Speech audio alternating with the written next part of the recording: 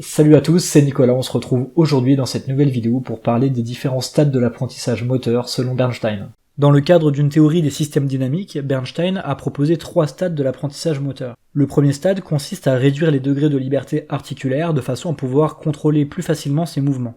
Bernstein part du principe que plus il y a de degrés de liberté, plus c'est difficile de les gérer en termes de contrôle moteur. À ce stade, on parle donc de gel des degrés de liberté. Le deuxième stade de Bernstein consiste à libérer progressivement les degrés de liberté qui ont été gelés précédemment afin de pouvoir les exploiter. Après le premier stade où les degrés de liberté ont été réduits au minimum, le pratiquant va petit à petit en dégeler certains dans le but d'optimiser la performance. Enfin, dans un troisième et dernier stade, après avoir libéré les degrés de liberté les plus utiles à la performance, l'individu va chercher à exploiter les forces passives de l'environnement, la gravité, le caractère élastique des muscles, etc. De cette façon, lors de cet ultime stade, le pratiquant va non seulement avoir des mouvements très efficaces, mais aussi des mouvements très efficients. C'est-à-dire des mouvements qui utilisent peu de ressources internes, puisque le pratiquant va puiser au maximum dans les ressources passives de l'environnement. Pour vous donner un exemple concret d'évolution de l'apprentissage selon Bernstein, on peut prendre l'exemple du badminton. Au début, l'élève a tendance à geler les degrés de liberté articulaire, notamment en fixant le coude devant soi et en alignant œil-raquette volant. Ensuite, l'élève va dégeler l'articulation du coude et s'en servir pour améliorer ses performances. Bien sûr, au sein du processus d'apprentissage, il peut dégeler d'autres degrés de liberté,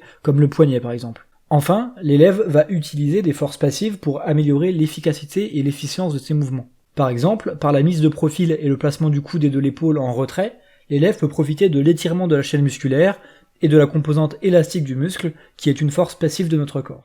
Voilà, cette vidéo arrive à son terme, j'espère que j'ai été assez clair. Je vous dis à bientôt pour une prochaine vidéo.